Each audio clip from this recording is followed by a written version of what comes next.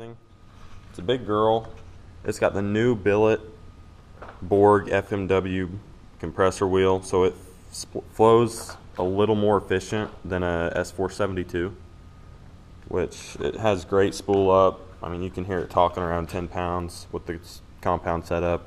It's just over an HX35, so it's pretty simple setup, nothing crazy, definitely nothing wild.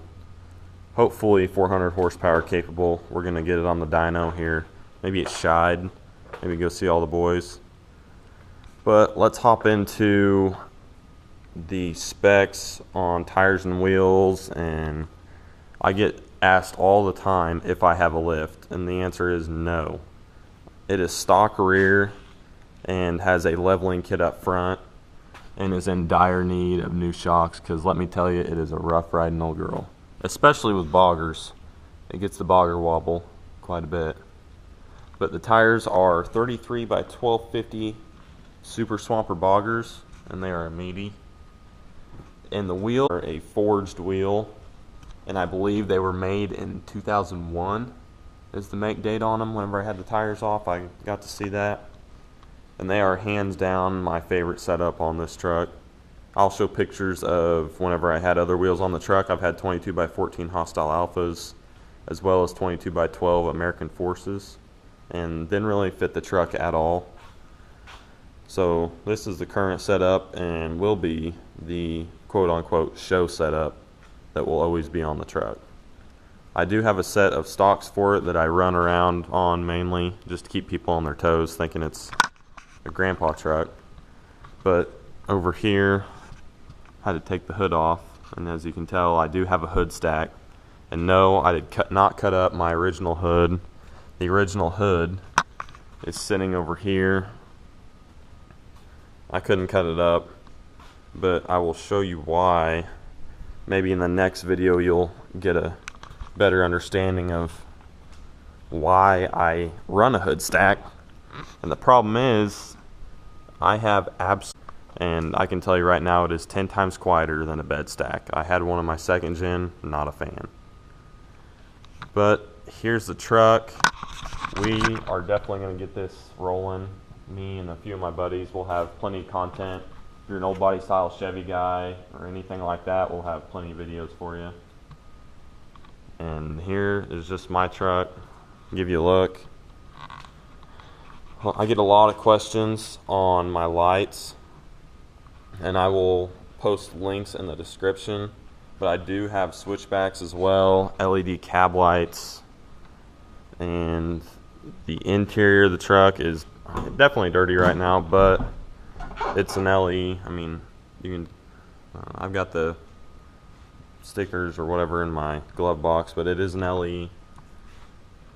Lights, mirror, power mirrors, all the works.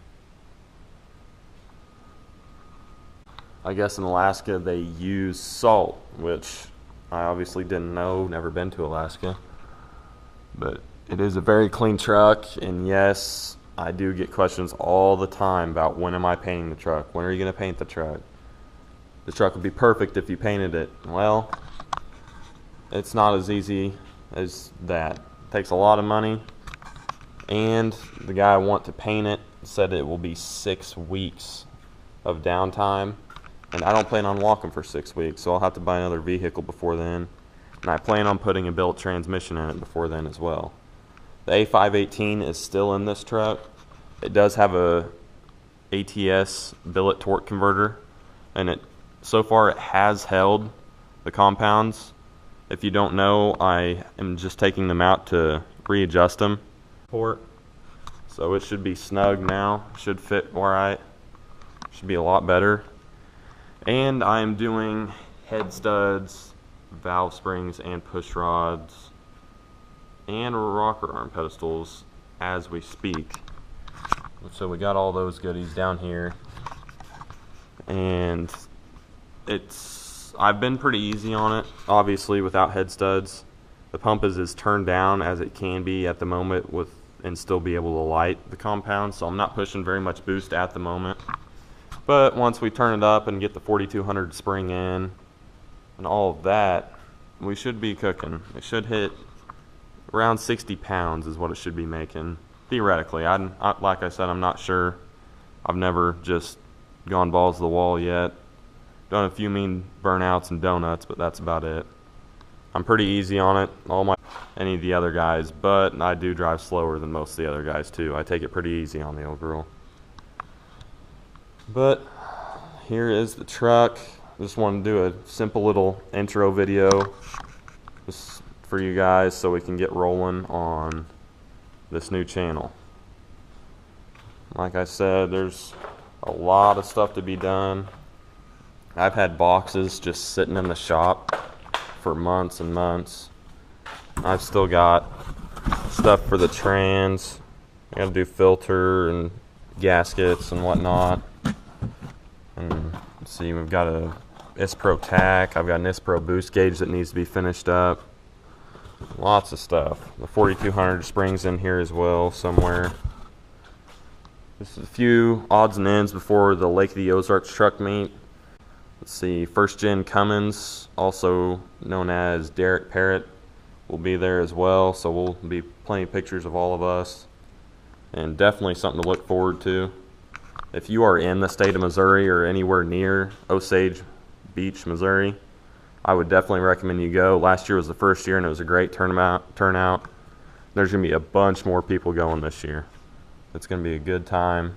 A lot of nice trucks. There's going to be a way bigger first gen appearance than there was last year. Last year, Mopar Daryl and Derek were the only first gens, I believe. And this year, Derek's dad will be bringing his first gen as well, which is absolutely beautiful. I believe his Instagram is Deadeye 5.9. Definitely give him a look, because all of those trucks are very well kept and very clean. Like you can see, we got to get rid of the old exhaust, and nobody inch. It's not 4 or 5, so it's pretty whack. It's some junky exhaust. I wouldn't dish that out on anybody. That's why I cut it all up. But as you can see, we're getting all of our stuff cleaned up, getting stuff painted just to make it look better. And I will be doing a full wet sand and buff on the truck here shortly. And I just ordered new intercooler boots so we don't have to worry about boost leaks or blowing boots. This one, I believe, I was worried about that. It doesn't go all the way through, but I don't want to take any shortcuts. I want to do stuff right. So we're going to get it all fixed up and ready to roll for Lake of the Ozarks, and hopefully get this whole thing moving a little bit. So weld guy and like to see welds, they will be around. We always do wheel stuff. One of my buddies, Keegan, will be polishing these very soon, so they will never see gravel again and they will look brand new. And I will do a video over him and him doing that. That'll be a very neat video to watch. So thanks for stopping in. Definitely give me a subscribe, and we'll see you in the next one.